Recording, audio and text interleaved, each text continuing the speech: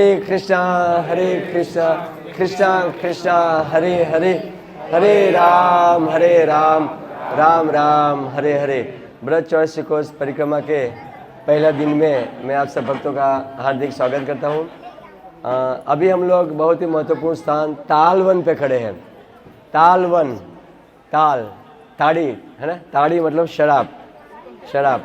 तो तालवन मतलब ताल का यहाँ पे पेड़ हुआ करता था, ताल का। आज भी यहाँ पे पेड़ है, महाराज जी हमें इसके बारे में बताएंगे।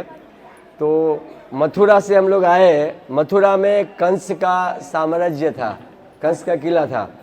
तो स्वाभाविक है, कोई राजा होते हैं, कोई बड़ा व्यक्ति होता है, नशा भी ज़्यादा करता है। तो कंस को नशा की ज़रूरत थी। तो इसी इसी तालवन से उनके लिए ताल का फल, क्या ताड़ी बोलते हैं ना, ताड़ी, हाँ, वो फल जो था उसको जमीन में गाड़ के कुछ शराब बनते है। कैसे बनते हम तो कभी पी नहीं है। नहीं, डायरेक्ट ओके, हमने देखा भी नहीं, तो डायरेक्ट निकल जाती है। ओके, तो वो कंस मटका में डाल के, ओके, शायद हमारे जगह में बने, उनको नॉलेज होगा। पुनर्जन्म शायद हो सकता है तालवन में वो। ओके, तो कंस के लिए यहाँ से नशा जाता था, शराब जाती थी बन के। तो स्वाभाविक है, किसी के कहीं से नशा और इंद्रिय भोग का सामान आता है, उसके प्रति उसकी आसक्ति होती है। कंस की इस तालवन के ऊपर चारों तरफ नजर थी। कोई व्यक्ति आके एक फल नहीं खाना चाहिए, सब हमारा भोग के लिए। और धेनुकासुर नाम का एक असुर था, उसको तालवन का अधिष्ठाता, मेन व्यक्ति के रूप में घोषित कर दिया था। आप किसी को एक फल नहीं तोड़ने देना। और वो ताड़ी का फल कंस को सप्लाई करता था, धेनुकासुर। लेकिन एक बार भगवान श्री कृष्ण अपने ग्वाल बालों के साथ यहीं पर गाय चरा रहे थे। तो भगवान की इच्छा हो गई, ग्वाल बालों की इच्छा हो गई, ओ कृष्णा। तो भगवान कहते क्या हुआ? बोले वो बहुत सुंदर सुगंध आ रहा है। बोले क्या हुआ? अभी हमें देखो ताल का फल, हमें कोई भूख भी लगा है ना, जैसे आज सुबह में कैसा हुआ था। भूख भी लगा है, अब क्या करें?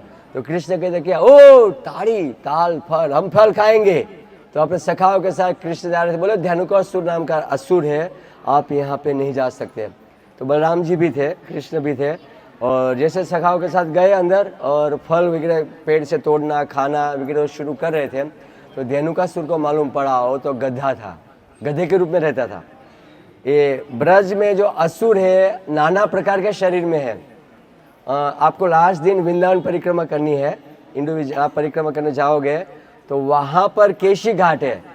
असुर घोड़े के रूप में था, है ना, घोड़े के रूप में। फिर असुर बछड़े के रूप में है, भद्रवन में बछड़े के रूप में। असुर बगला, कौन सा चोंच खोला था?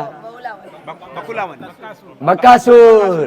तो असुर जो है, ऐसा नहीं कि असुर लंबा लंबा बाल, लंबा लंबा दाढ़ी, ऐसा कोई डेंजर, ऐसा नहीं। असुर अलग अलग स्वरूप में भी आते हैं।